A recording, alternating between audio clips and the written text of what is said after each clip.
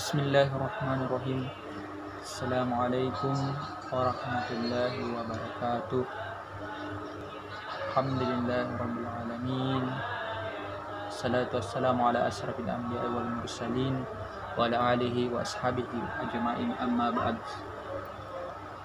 Pertama-tama dan yang paling utama adalah kita panjatkan puji dan bersyukur kita atas kehadirat Allah Subhanahu wa taala, berkat rahmat dan karunia-Nya sehingga pada kesempatan kali ini saya akan menjelaskan beberapa poin penting dari makalah yang telah dipresentasikan sebelumnya. Perkenalkan, nama saya Abdul Jabbar Tahir dari kelompok 7 mata kuliah bimbingan konseling pada jurusan pendidikan bahasa Arab semester 4. Pada kesempatan kali ini izinkanlah saya dari kelompok 7 untuk memaparkan beberapa hal terkait dengan masalah pemaparan materi yang telah disampaikan sebelumnya, yaitu terkait tentang layanan-layanan bimbingan konseling. Yang perlu diketahui adalah bahwa layanan bimbingan konseling, layanan itu yaitu suatu pelayanan, suatu bentuk pengorbanan, suatu bentuk sesuatu yang bisa memberikan manfaat. Jadi di sini layanan adalah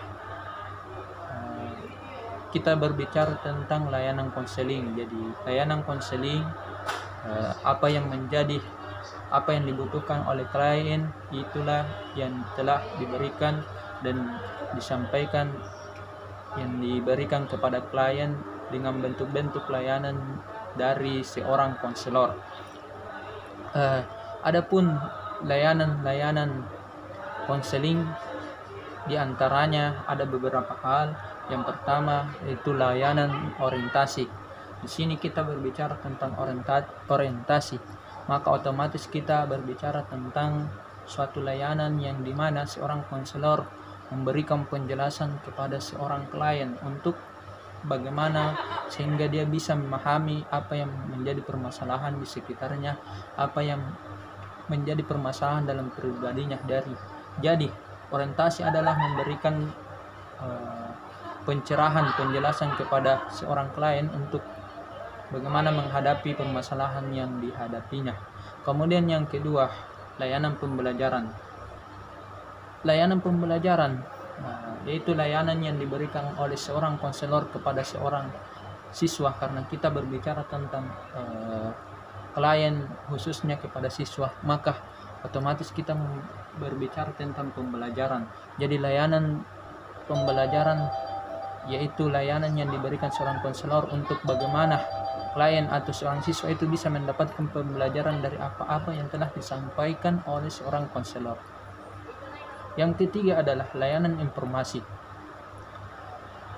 Layanan informasi adalah layanan yang diberikan oleh seorang konselor atau pembimbing untuk bagaimana sehingga seorang klien atau seorang siswa ini dapat mendapatkan informasi apa yang dibutuhkan, informasi yang dari luar, informasi dari media maupun selainnya, sehingga pada layanan ini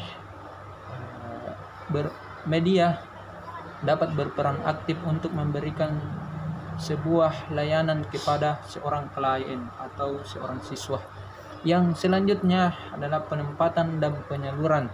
Ini mungkin layanan penempatan dan penyaluran berhubungan erat dengan semacam hobi. Jadi penempatan di sini layanan yang telah diberikan oleh konselor kepada klien untuk bagaimana sehingga bisa menempatkan masalah-masalah apa yang dihadapi oleh seorang klien, bisa apa yang telah dijelaskan, apa yang telah diberikan oleh seorang klien untuk menempatkan posisinya, untuk menempatkan permasalahannya di dalam kehidupannya, sehingga pada saat yang pada saat yang mungkin berkepanjangan bisa menempatkan dan bisa mengerti apa yang menjadi permasalahan seorang klien. Kemudian layanan penguasaan konten. Jadi layanan penguasaan konten adalah layanan yang diberikan oleh seorang konselor. Mungkin kita berbicara tentang konten, maka yang biasa terdengar di benak para teman-teman sekalian berbicara tentang konten, maka yang harus dan yang biasa kita dengar adalah desain. Ini sangat berhubungan erat antara konten dan desain. Mungkin juga berbicara tentang media sosial, karena konten termasuk juga media sosial yang telah mendomisili pada zaman ini. Jadi di sini layanan yang diberikan oleh seorang konselor kepada bimbingannya, kepada kliennya adalah tentang penempatan pemberian layanan konten. Jadi setiap konselor itu berkesempatan untuk memberikan apa yang telah menjadi perkembangan pada saat ini, sehingga para klien dapat mengerti tentang hal-hal yang dapat bermanfaat pada dirinya, sehingga konten-konten yang bisa diserap, konten-konten yang bisa disebarkan itu dapat bermanfaat bagi diri seorang klien. Kemudian bimbingan layanan konseling individual. Layanan konseling individual adalah layanan yang diberikan dan disampaikan dari seorang konselor kepada seorang individu terkait dengan permasalahan-permasalahan apa yang telah dihadapinya. Kemudian kita berbicara tentang layanan konseling kelompok. Dari permasalahan-permasalahan layanan seorang konselor yang diberikan, seorang konselor yang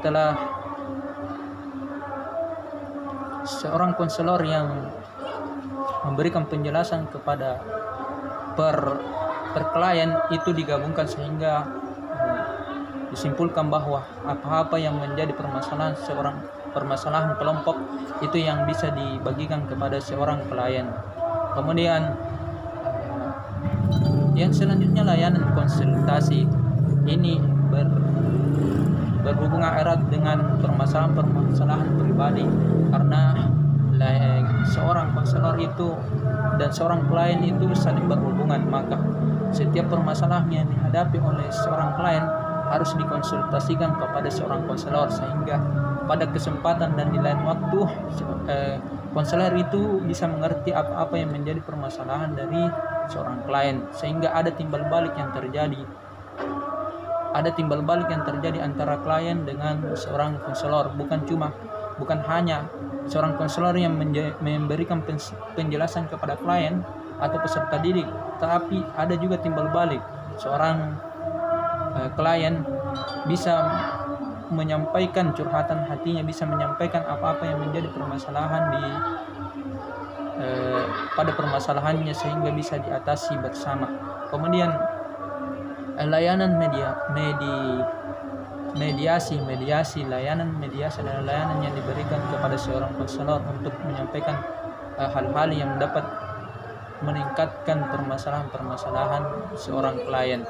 Kemudian yang terakhir, layanan bimbingan, layanan advokasi. Jadi layanan advokasi adalah layanan yang diberikan oleh seorang konselor kepada seorang klien atau peserta didik dengan bisa menambah advokasi, bisa memberikan pencerahan, sehingga apa-apa yang telah keluar dari dirinya bisa dikembalikan, apa-apa yang menjadi permasalahannya bisa dikembalikan dan bisa diselesaikan bersama. Mungkin itu penjelasan dari saya. Mohon sekiranya ada kekurangannya mohon dimaklumi, karena kami masih belajar tentang hal-hal yang berhubungan dengan bimbingan konseling. Saya akhiri. Assalamualaikum warahmatullahi wabarakatuh.